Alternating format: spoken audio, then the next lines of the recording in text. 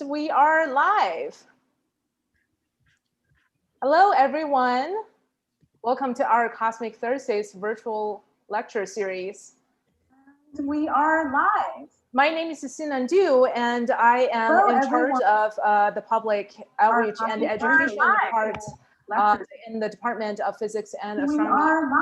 Riverside. My name is Sinan Du, and I am also the organizer of this event. We are very grateful that you're here with us tonight. We warmly welcome the newcomers and also excited to see some of you returning. So it is my pleasure today to introduce our speaker, Brian Day. Brian is the lead for citizen science and community development at the Solar System Exploration Research Virtual Institute at NASA.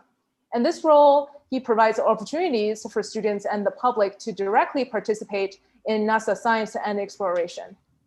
Brian has also served as an education and public outreach lead at NASA for different programs, including the NASA's Lunar Atmosphere and Dust Environment Explorer, the La Crosse Lunar Impactor mission, and he has also flown on a mission to record fragments of comet keys entering the Earth's upper atmosphere. So Brian is an expert in lunar missions and space missions in general, and today he will be talking about our future in space from the moon to Mars and beyond. And finally, I'd like to thank our lovely volunteers who are moderating the live chat today. So they are Gary Lopez, who is an astronomy graduate student at UCR. Some of you might already know him from our previous events. Hello, everyone. Hope you enjoy the show tonight. Thank you, Garrett. We also have 4 solar system ambassadors joining us in the live chat today. They are all space enthusiasts and have been trained on communicating NASA's exciting discoveries and plans for future exploration of the solar system and beyond to general public audiences. They are Jamie Stankiewicz. Hi, everyone. Aram Kahobian. Hi, everyone. Elena Samerjan. Greetings, everybody. And finally, Christine Hurst. Hi, everyone. Thank you all. And all our volunteers will be moderating the live chat, which you can see on the right-hand side. We welcome all kinds of questions and also encourage you to engage in discussions. The volunteers will answer some of your questions and also relay your questions to the speaker as we go along. All the questions will probably be answered by the speaker at the end of the lecture. So without further ado, take it away, Brian. Thank you very much, Sinan. Thank you all for joining me here tonight. I'm going to attempt to share my screen here. And with any luck, you will be seeing my slides here. Are you seeing my slides? Yes, we're seeing your slides. Very good. Okay. So tonight we're going to talk about the future of space exploration, but we're not going to be looking way off into the future. We're going to talk about the near-term future. It's exciting to be able to do that. There are a lot of really cool things that are going to be happening in just the ensuing months ahead. So one of those that you've no doubt heard about is the ARTEMIS program. And this is the program that will be actually returning humans to the surface of the moon. Artemis from Greek mythology was the twin sister of Apollo and the goddess of the moon. And somewhat appropriately, the Artemis program will be taking the first woman and the next man to the surface of the moon. The Artemis program will actually come in 2 phases. The first phase involves developing and deploying missions and systems required to actually get people on the surface of the moon. And that's going on now up through 2024. Following that, we have phase 2, where we extend those capabilities so that we end up having a long-term, sustained presence on the moon. So let's take a look at these 2 phases in a little more detail. The first phase will focus on three primary missions. Where we're using this new Artemis spacecraft. Artemis 1 mission will be a test and demonstration of that spacecraft. It'll be uncrewed. There will be no one on board, but we'll be launching. It'll orbit around the moon, and we'll make sure that everything works. This is scheduled to happen next year. So we'll be talking a little bit more about the Artemis 1 mission in a little bit here. Artemis 2 will actually have a crew on board. And this will be a shakedown cruise, if you will, where the astronauts will go into orbit around the moon. Now, as all of that is happening, there will also be an effort to put together in lunar orbit an outpost called Gateway.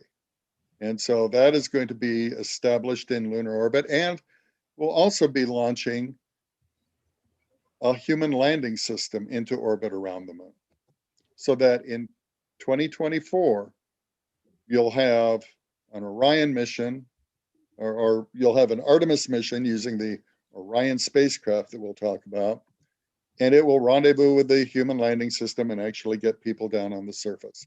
At the same time, and leading up to this, we'll have a number of precursor missions, robotic precursor missions that will be doing some vital things that will be paving the way for humans to go to the moon. The second phase will be expanding this outpost in lunar orbit. We'll be expanding the Gateway and using that to do more ambitious missions to the surface of the moon, establishing a surface habitat, taking a pressurized rover for long distance explorations, generating power on the moon, and learning how to live off the land, use the actual natural resources on the moon. Let's talk a little more about those robotic precursor missions. We're doing this a little bit differently. We're not going to try, NASA isn't going to try and do all of this alone. Instead, what's happening is NASA has been fostering a commercial lunar economy and has actually partnered with a number of companies that are going to provide transportation services of payloads to the surface of the moon. NASA will be one of those customers, but NASA will not be the only customer. And it is because of this model that this will become a sustainable adventure to the moon. We will be able to have this lunar economy. 3 of these missions have already been manifested. The first one will be from the company Astrobotic, and their mission 1 is going to Locus Mortis area of the moon in July of 21. Intuitive Machines will land near Schroeder's Valley in October of 21, and then Maston's mission 1 will actually go to the South Pole of the moon in 2022. One of these commercial delivery missions will take a rover called Viper. And Viper is going to be NASA's attempt at actually prospecting the resource of water ice at the South Pole of the moon. We now realize that there are hundreds of millions of tons of water ice at the poles of the moon. That could be a hugely valuable resource to us. Not only will that provide water for our astronauts to drink, you can break it apart into hydrogen and oxygen to use as fuel.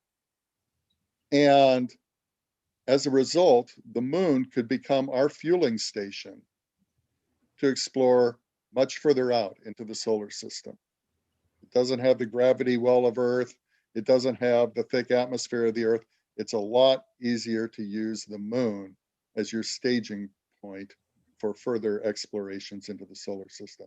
And so Viper is going to prospect, help us understand the distribution of water ice and how we can find it and use it. Now let's take a closer look at the actual spacecraft that will be carrying humans. This is the Orion multi-purpose crew vehicle. If you look at it, it looks a lot like Apollo, but it's bigger. It's 50% bigger than Apollo. So we'll be able to carry more people, be more spacious, and go further distances. Right now it's planned to go to the moon, but it can also take us on journeys far beyond that. It has two main modules, a command module, a conical thing you see up at the top, that's built here in the United States. And then the service module behind it is built by the European Space Agency. So again, another critical difference here. As we go to the moon, this is going to be partnership with commercial ventures and international partners. The rocket that will carry us to the moon is the Space Launch System, also known as SLS. This will be a heavy launch system. This will be the biggest rocket yet to fly. And it will come in several different flavors and varieties with different capabilities, carrying humans to the moon, cargo modes, and being able to actually take probes to far distant locations throughout the solar system. As capable as Orion is, it will not land on the moon. It'll go into orbit around the moon, just as the Apollo command module did. We are partnering with 3 different commercial entities to actually provide us with the capability of going from lunar orbit to the lunar surface and back again. And so, again, commercial partners here are going to be essential. I mentioned the gateway. So this will be this outpost orbiting the moon, providing vital support for these progressively more ambitious lunar missions. It'll have a changeable orbit. So its orbit can be adjusted over time to fit the needs of the various missions. So you have a power and propulsion module, you have a habitation and logistic outpost that people will live in. This is going to be an ambitious adventure. Now, we mentioned the Artemis 1 mission before. This will be the uncrewed mission launching next year that will test out the Space Launch System and Orion. But it's also going to deploy a number of satellites and spacecraft along the way that will be essentially hitching a ride along the way. And several of these will be lunar science missions, including Lunar Flashlight, Lunar Ice Cube, Luna Map, and Skyfire. So we'll have actual orbiting spacecraft, lunar orbiting spacecraft being deployed this next coming year. This is one of my favorites. This is a logo for the Artemis mission. And here you can see the goddess Artemis looking up from the moon as she gazes toward Mars. There's good reason for that. Mars is something, it's a destination we have our eye on very, very closely. But it's not just a long-term destination. It's something we're looking at in the near term too. Because right now, the Perseverance rover is on its way to Mars, scheduled to land on February 18th. It's going to go to a place called Jezero Crater. Today, Mars is a complete and total desert. There's no liquid water to be found flowing anywhere on the surface of Mars. But long ago, Jezero Crater was a crater lake filled with water. And so this is an environment that we're going to want to explore and see if that ancient environment might have been suitable for life. The Perseverance rover is going to be carrying with it another first. This will be the Ingenuity drone. This will be the first drone to actually make powered flight on any planet beyond Earth. And so as Perseverance is roving along the floor of Jezero Crater, it will launch the Ingenuity drone, studying the landscape from above and scouting out good roving paths. Let's take a closer look at Jezero Crater. For those of you who have been enjoying telescopic views of Mars lately, this is right on the edge of the big Syrtis Major volcanic area. As we zoom down toward Jezero Crater, we see a crater that is kind of obscured. It's largely filled in, but we can make out here, you can see one of the ancient river channels flowing in through a breach in the western rim here. We can see another river channel that flowed in from the north. And looking off to the east, you can see an outflow channel. Looking at the southeast, it appears that we had an area where water actually overflowed the rim.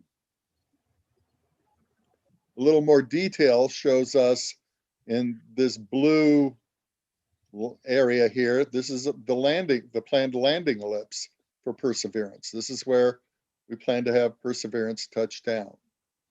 It's right on the edge of where this inflow channel came in, and you can see this big fan-shaped area on the floor of the lake bed. This is what's called a delta deposit.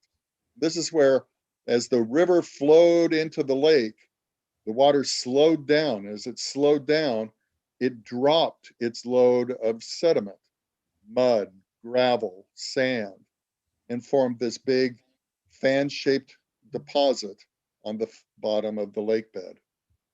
Looking more closely at it, you can see that this is material that was gathered across a vast, wide watershed amongst the highlands of Mars to the west, and brought here and concentrated and dropped onto the floor of this lake. If you are an astrobiologist, this is exactly the kind of mud pile you want to play in. Here's a view looking out through that breach in the wall. This is where the water flowed into the crater. And here's a close-up view of the delta deposit. This is where Perseverance will be exploring. All of this is prelude to human exploration. We're looking forward to doing that in perhaps the 2030s. So when we talk about human exploration, we have to ask, well, where on Mars would we go? And so 5 years ago, a little over 5 years ago, we had a meeting to discuss just that, to come up with areas that looked like good candidate sites for human destinations on Mars.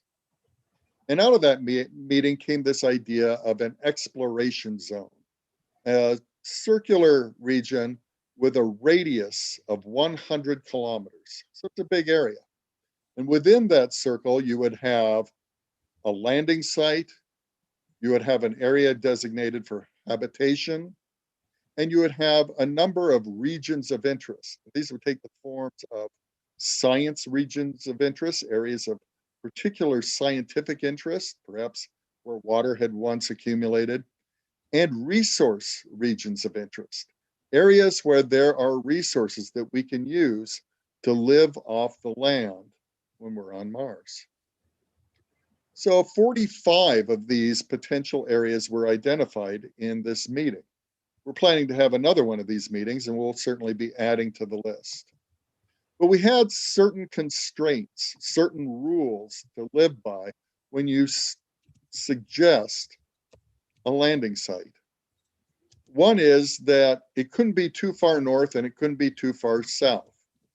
It had to be between plus and minus 50 degrees latitude. If you get too close to the Martian poles, it just gets too cold. We want this to be a survivable adventure, so keep it to the mid-latitudes. Also, it can't be too high up. Now, Mars has these fascinating, towering volcanoes, the biggest mountains we see anywhere in the solar system. But as fascinating as they are, when you get up to the summit of something like Olympus Mons, you're essentially out in space. The lower you go, the thicker the atmosphere, the more benevolent the environment is. You need to land in an area that's smooth. So here we see an actual roughness map that is displayed in our Mars Trek portal. We'll talk about those portals in a little bit. But we want to pick an area that is not too rough. You don't want to land in a boulder field. You want to find a nice, smooth area to land in. Also, you want to find a level area. Here you see a slope map overlaid across a portion of the Martian landscape. In this case, red areas are places you would want to avoid landing. The blue looks much nicer. And you need to choose a place where there's good science to be done. A place where we can really do studies of astrobiology, where might there have been life in the past? And even conceivably, where could there be life today? Looking at geoscience, understanding the geology of Mars today. We know that actually Mars is an active world. Our InSight lander just recently detected the first active fault zone, the first active seismic zone on the surface of Mars. So we want to understand the current geology as well as the past geology of Mars, as well as the current and past atmospheric science. What is the environment on Mars today? How is that changing? And what was it like in the distant past? We know it was different. We know it was a warmer place. We know there was liquid water on the surface. And water cuts across all of these areas. Where is there water in the past? Where is there perhaps water today? We don't see it on the surface in form of liquid. There are areas of ice. There may still be liquid water beneath the surface. You want to choose an area where you have resources that you can use to live off the land. Under the best circumstances, Earth is a 6-month journey away. You can't make a grocery run. So you need to be able to find a place where there are the metals, where the building materials, and where specifically there's water, either ice, liquid water beneath the ground, or water bound up in the minerals of the rocks around you. You need to be able to have the resources to be able to survive on Mars. And we want to look for areas where you don't have thick deposits of dust. I mean, dust is more than just a nuisance when you're living and working on Mars. We want to scout out the areas where you will have the resources you need to live. And we do that by remote sensing from orbit around Mars. But areas that are covered in dust have those signatures obscured. You can't tell what the ground is made of. And so we're looking to choose our sites in relatively dust-free regions so that we can tell the composition of the land and see if we have the resources we're going to need. So as we travel to and live on Mars, we're going to face a number of really significant challenges. Again, there's that long travel time. Now, it's a matter of a few days to get from here to the moon. It's, under a good case scenario, 6 months to get to Mars. You'll have significant radiation exposure risks, both in the transit to and from Mars, as well as while you're living on Mars. Mars doesn't have a global magnetic field to protect you, and its atmosphere is relatively thin. You'll have long periods of reduced gravity, essentially microgravity, traveling to and from Mars, as well as reduced gravity on the surface of Mars. That can be problems for you from a medical standpoint. And again, we're too far away for frequent resupply. So you're going to have to be able to live off the land. And finally, being that far away, isolation is going to be something you're really going to have to understand how to cope with. The experience we gain through the ARTEMIS program on the moon will help us address these challenges.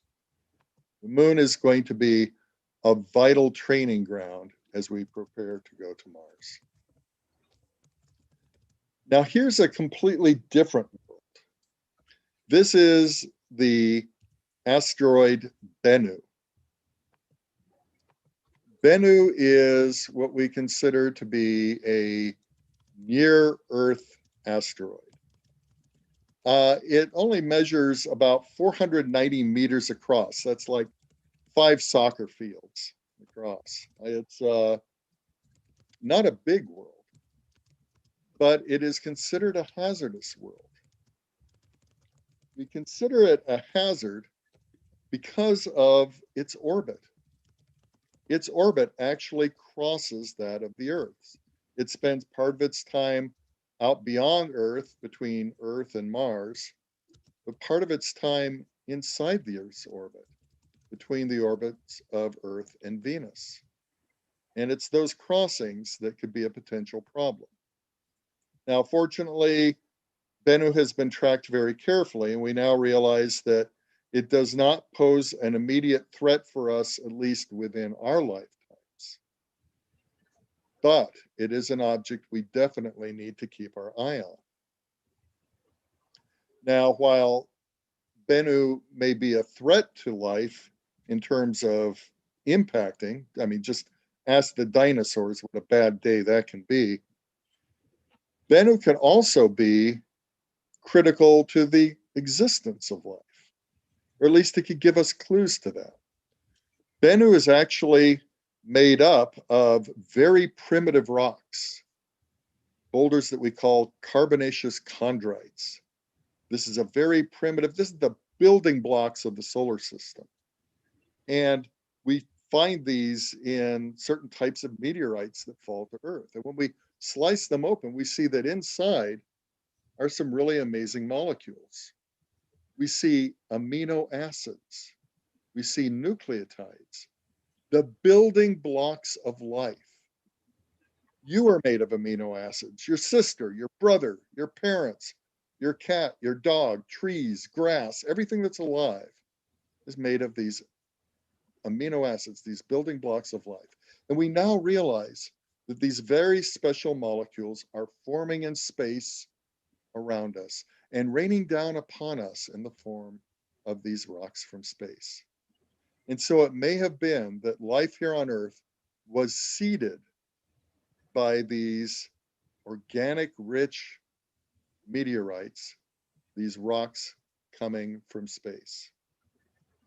And so we are very interested in examining some of these very pristine samples as they exist on the asteroid Bennu. As a result, we now have a spacecraft, the OSIRIS-REx mission, that is currently in orbit around Bennu. And it is planned to actually sample, go and retrieve a sample of material from the surface of Bennu on September 20th. Hey, that's next week. And then bring it back to Earth, arriving back here in September of 2023. This is going to be exciting. This spacecraft is going to make an attempt to actually retrieve material from the surface of Bennu. You can watch that live next week on October the 20th between 5 and 6:30 p.m. Eastern time. So do the math. And you go to the NASA website, nasa.gov/NASA Live, and you'll be able to see this great adventure unfold in front of you. There's one problem, though. When OSIRIS-REx got to Bennu, it discovered that it was a far more rugged, rocky place than anyone had figured. It is a complete boulder pile in space. And there is no place that you see in this picture here that looks like a safe place to touch down a spacecraft. So people spent a while looking at the surface of Bennu from orbit, and finally, they found a few potential candidate sites. This is the top candidate site. This is a small crater called Nightingale. And you can see while it is rimmed with big boulders, the interior of the crater actually looks a lot more friendly. And so this is going to be the primary site for sample collection next week. This gives you a view of the size of Nightingale compared to the actual spacecraft. So it's kind of a narrow target that they're having to hit. And these big boulders around it definitely pose threats. As a matter of fact, the big boulder in the lower right there has been nicknamed Mount Doom. This gives you another perspective. The area is about the size of a small parking lot. And you've got, you know, the spacecraft like a minivan coming in. So next week, it's going to, OSIRIS-REx is going to drop down out of orbit to the surface to retrieve these samples and then hopefully safely retreat back into space. It's not actually going to land on the surface, though. It will hover above the surface and it will extend its sample collection arm and drop that down to the surface to scoop up. It'll actually use a blast of nitrogen gas to free material from the surface to be collected and brought back to Earth. There have been a couple of practice runs made. It hasn't touched down yet, but a couple of practice runs approaching. And so this is what it will look like. You can see the sample arm and sample collection device extended there as it heads down toward the surface. Here's another example of a near-Earth asteroid. This looks very similar to Bennu, but this is the asteroid Ryugu. It's about twice the size of Bennu. And it was recently visited by the Japanese Hayabusa 2 spacecraft. It dropped off a couple of rovers, a lander, and it also collected sample material from the surface of Ryugu. And it is now bringing that material back. It is scheduled to return that material to Earth in a brilliant fireball that the sample container will make as it comes in over the Australian outback December of this year, December 6th. So there's another exciting event coming up this very year. We talked about the threat that is posed by these near-Earth asteroids. For the entire history of life on Earth, we have been at the mercy of these rocks from space. There's actually a decent chance that perhaps several times in the history of Earth, life has been wiped out and had to start over again. But for now, for the first time in the history of life on Earth, we now have the capability of doing something about it. The idea is that with enough notice, we could actually change the course of an incoming asteroid by flying a spacecraft out at high speed and bumping into it, and actually diverting its course just enough so that instead of hitting the Earth, it would miss the Earth. It's a neat idea. It's a bold idea. And it's an idea that you need to test out well in advance of before any time when you are actually going to need it. And so we're going to test out this technology this coming year. The Double Asteroid Redirection Test, or DART, will launch, and it's going to fly not to an asteroid that is threatening us. It's going to go to something that is a suitable test object. And actually, it's going to go to an asteroid called Didymos. And Didymos has around it, orbiting around it, a small asteroidal moon called Dimorphos. And the plan is to have the DART spacecraft crash into Dimorphos and change its orbital period around Didymos. Along with the DART spacecraft, we'll be launching an Italian CubeSat. So from the Italian Space Agency, they're partnering with us here. And the Italian CubeSat is going to be the observer of the impact and then help us determine, in fact, how much were we able to change the trajectory of Dimorphos. This is an exciting adventure. And for those of you living here in California, I know a good chunk of the audience is here in California. An exciting thing is that this mission will be launching from here in California, from the beautiful Central Coast area at Vandenberg, and it is scheduled to launch on July 22nd, 2021. You can see we've got a lot of interesting things coming up here. One more thing I'll point out. I mentioned that we can change the trajectory of an incoming asteroid. But again, what we have to do is we have to first see that coming in.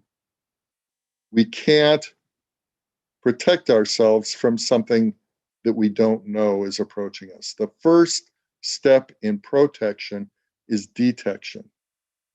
So another very important part of this system is a network of telescopes and observatories here on the ground and coming up, telescopes in orbit that will be keeping an eye out, looking for these objects as they come in. There's not as rare as you would like to think. Actually, a couple times a year, typically, we will see asteroids come charging in toward us and come actually inside the moon's orbit. So this is an important venture for us. So what I've been talking about tonight is by no means exhaustive. It's representative of some of the things coming up. There are many other missions. I don't have time to talk about them all. But just to recap some of the exciting things happening in the months to few years ahead, we have the OSIRIS-REx sample collection happening next week. We have Hayabusa 2 sample return in December. We have Perseverance landing on Mars in February. We have the DART launch and the Astrobotic Mission 1 launch this coming July. Next fall, we have the Intuitive Machines launch to the moon. Later on next year, we'll have the ARTEMIS 1 mission, flying to the moon and deploying Lunar HMAP, Lunar Ice Cube, Lunar Flashlight, all looking for the distribution of water on the moon, as well as the Skyfire spacecraft that will again look at the composition of materials on the moon. In 2022, we will have the Maston XL1 mission landing at the south pole of the moon. And then toward the end of 2023, we anticipate Viper roving across the south polar landscape, prospecting for water ice. The Artemis 2 mission will carry astronauts into orbit around the moon. Gateway will be established in orbit around the moon. And in 2024, we hope to see the return of humans to the surface of the moon, the Artemis 3 mission. You can follow these adventures from home. NASA has a series of tools, and as a matter of fact, one of the teams that I help lead at NASA develops these tools. A lot of them are used for mission planning and site selection, but you can use them to conduct your own explorations of worlds throughout the solar system. It's called the Solar System Treks. Go to trek.nasa.gov, and you can explore a number of worlds through your computer browser. So let's take a look. We'll use the Moon Trek portal as an example. You can zoom, you can pan. Here we'll zoom and pan into the crater Tycho. And one of the first things you might ask is, well, how big is that crater? Well, using Moon Trek, it's very easy to find out. In fact, it's as simple as drawing a line to measure a distance. We'll just draw a line from one rim of the crater to the other. And measuring that, we see that it's actually over 83 kilometers across. It's a big hole in the ground. Well, one of the next things you might want to know is, well, how deep is that crater? Well, again, that's as simple as drawing a line. We'll do an elevation profile. This time we'll extend the line on either side of the rim, and we can actually generate an elevation profile. Here, we'll scoot Tycho out of the way a little bit, and we can easily measure the heights of mountains, the depths of craters and valleys. It's pretty cool. Using the Trek portal, you can also draw a bounding box around any terrain that you like. When you draw this box here, we'll be given the option of generating either an STL or OBJ file that you can send to your 3D printer, making 3D prints of any landscape you like on the moon.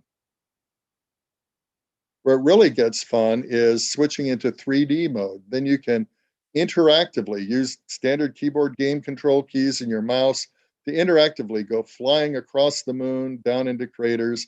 We'll fly down into Tycho here, and we can even go roving across the floor of Tycho crater.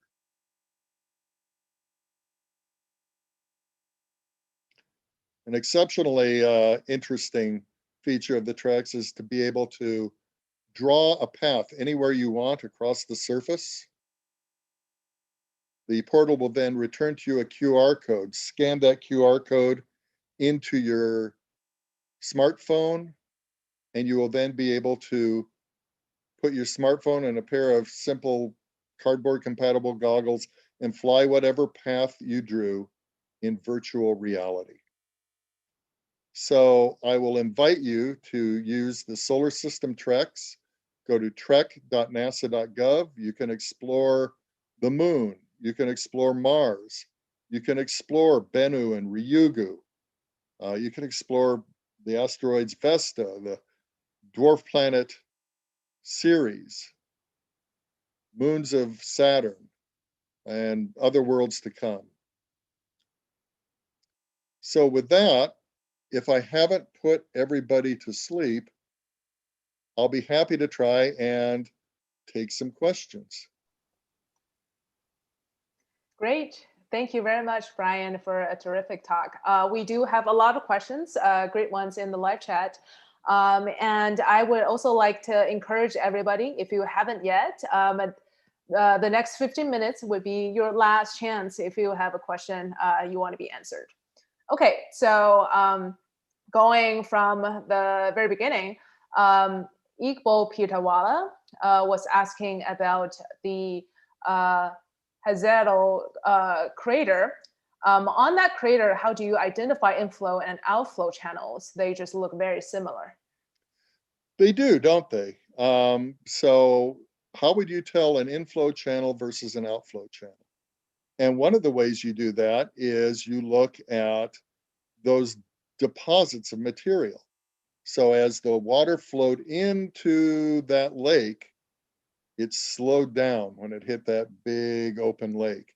As it slowed down, it dropped its load of sand and gravel and mud and created those deposits, those fan-shaped delta deposits at the mouths of those rivers. So that's one clue. Another clue is using, you can do this, you can find this out for yourself. Use the elevation profile tool in Mars Trek. And so you can look at the elevation. The rivers that flow in came from a higher altitude. They came from the highlands off to the west. Whereas that channel going out of the east rim of the crater flows down into the lowlands to the east. And as we all know, water flows from the high areas to the low areas. Great question. Thank you, Brian. Next question is from Kurt Clegg. And they were asking if there is a fault zone, how is the interior of Mars? Is it going to be the same or different from that of the Earth? Do we know anything about the crust, mantle, and core, whether that's an iron core or not? Excellent question. So the InSight probe that recently landed on Mars is the first probe specifically designed to study the interior of Mars. And what we are finding is that Mars does have a core, a metallic core. It does have a mantle, and it does have a crust. The crust is probably somewhat thicker than the Earth's crust. But we're just now starting to really try to determine the details of the structure of Mars. And the InSight lander was designed to do this in a few different ways. This includes seismometry, measuring Marsquakes. And Marsquakes don't just shake the spacecraft, they actually also are able to help us map the interior. It's also attempting to measure heat flow coming from inside of Mars. And then it's also using a very precise radio wave linkage between Mars and the Earth to help us essentially measure any wobbles of Mars that could help us determine its interior structure. It's a pretty sophisticated little beast. Yeah, I could imagine. Thank you, Brian. Next question is from Mohibid. And the question was redirection. The redirection of a rotating asteroid has to be very, very precise. Do we actually have the onboard calculation capability to determine off-center impact? Yes, so you are very right there. It is not a simple process, which is again why we need to practice this in advance of needing it. There are a lot of variables involved, and it gets even more complicated than we've been discussing here. There are differences in the actual. Yes, you have to worry about, how is the asteroid orbiting? How is it turning? How is it rotating? What is its composition? Some asteroids are solid chunks of metal. Some are loose rubble piles. And so you've got to do a lot of characterization before you go out there and attempt your correction. So this gets a lot more complicated than some movies you may have seen where Bruce Willis gets sent out with a big nuclear bomb to save the world. I'm sorry to blow your dreams here, but no matter what your problem is, the answer is rarely going to be Bruce Willis with a nuclear bomb. So you're right. We do have to do a lot of careful observation, characterization, and planning in carrying out one of these planetary defense exercises. Thank you, Brian. And the next question is a pretty big one about the DART mission. So that was from Chas Fredrickson. Do we know any specific details on the DART program? For example, the weight/material of the spacecraft, the expected velocity at impact, or the relative mass difference? Oh, yeah. Let's see if I can reshare my screen here and we'll go back to that slide because I think we have that information available. Let me scroll down to DART.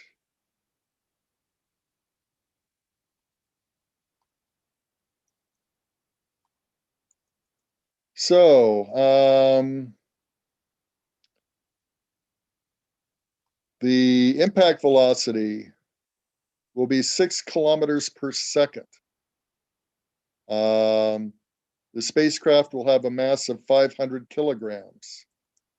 It will impact Dimorphos, which has a diameter of 165 meters. I don't right offhand have what the mass estimate is, but it's, this is a small object. And that's also a key point here is timing is everything. If it's a small object, it doesn't take as much of an impulse to change its direction. A big, massive object is going to require either a lot harder hit or a much earlier hit.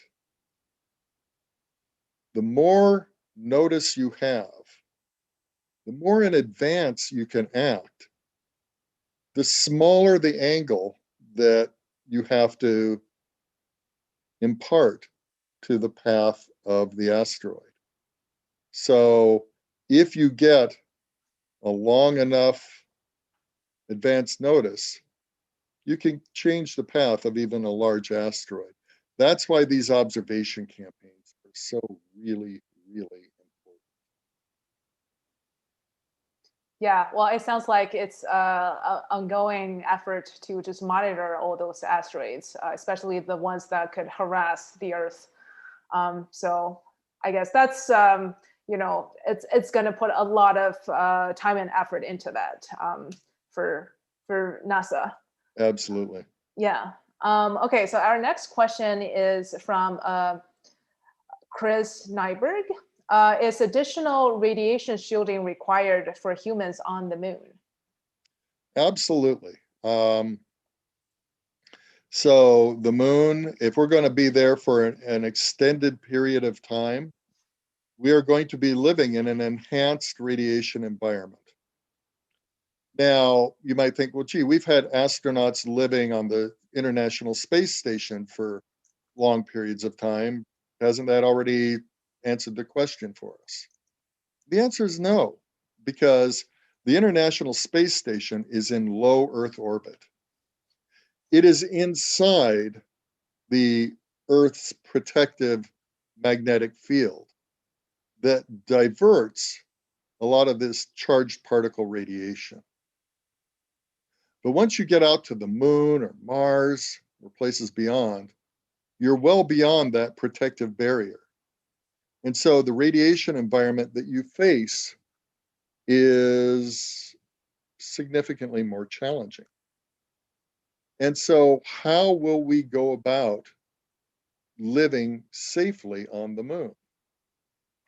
And some of the long-term plans include building a habitat where you, again, take advantage of the local material and essentially build a shield of native rock above you. You live inside, think of maybe a dome-shaped structure, but not as you maybe have seen in science fiction pictures of a glass dome. You know, that's probably not a good idea. But imagine a big mound of rock that you could live inside and have that do some protection for you. One of the interesting things we find too, both on the moon and on Mars, we see, of course, holes in the ground in the form of craters. Those exist all over the place. But then we also see these other holes that seem to be holes that open up into vast voids beneath. These seem to be skylights into lava tubes, vast underground caverns where lava once flowed. And these lava tubes could be conceivably decent places for us to perhaps live and work on the moon. That's an area of some debate right now. On Mars, they could also be areas of great interest. Yes, they could be areas where we might take refuge and live more comfortably, free from swings and changes in temperature, free from micrometeoroid impacts, free from radiation dangers. But it could also be interesting places to look where possible Martian life might have taken refuge. So those lava tubes are really interesting places. Yeah, definitely. And there are for sure a lot of exciting discoveries just around the corner once we have all those probes launched. Next question from Yestin Torino. After many, many decades, what finally convinced NASA to return human explorations to the moon? Well, it wasn't exactly that we decided to do it. I mean, NASA has been ready on many occasions to go to the moon. There have been a variety of potential plans. There was something called the Constellation program a number of years back. But the way space exploration works here in the United States is that these goals are set by, not by NASA, but by the White House and by Congress. And they tell NASA, this is where we are going. And then NASA, it's up to NASA to figure out how to make that happen. Now, of course, one of the challenges in that system is administrations change over time. And sometimes you can have changes in goals. But the moon is a very logical place to go. It makes sense. But you hear people talk about wanting to do this in a different way. Apollo was a wonderful program. I lived through Apollo. I was really inspired by it. That's probably a good chunk of why I'm sitting here today. But you hear people sometimes describe Apollo as flags and footprints. You know, we planted the flag, left footprints. That's really unfair. We brought back rocks. We learned a lot of amazing things, but we did not have a sustained presence. Our return to the moon this time is fundamentally different in that we are planning a sustained presence. We're going to build this lunar economy. The idea is hopefully we will find the resources that will enable us to use the moon to then spread from there outward. But that requires living long-term on the moon. And in order to do that, we had to gain the experience that we got from the whole International Space Station adventure.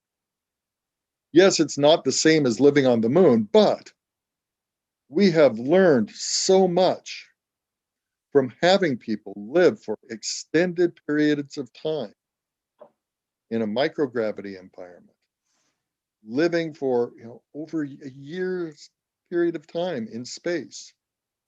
This has been a necessary step for us before we have a sustained presence on the moon.